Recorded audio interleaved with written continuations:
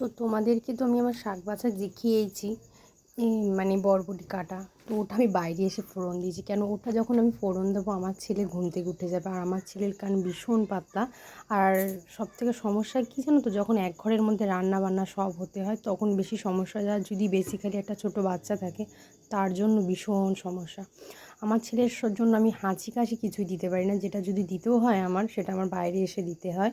তো আমার ছেলে ঘুমাচ্ছিল তাই আমি ফোড়নটা বাইরে এসে দিয়েছি। আর এদিকে আমার বর শাক নিয়ে এসে, কী শাক এটা আমি ঠিক জানি না, তোমরা কী নাম, এই শাকটার নাম কি আমাকে প্লিজ তোমরা জানিও।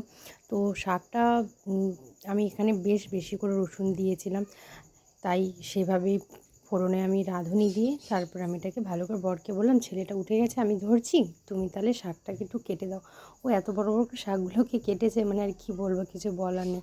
এখানে হয়তো তোমরা অনেকে আমার গ্যাসটাকে দেখো, গ্যাসটা একটা ছেলে মানুষ কী বা পরিষ্কার করবে, কিন্তু আমি গ্যাসটা পরিষ্কার করেছি, সেটা আমি তোমাদের সাথে শেয়ার করব।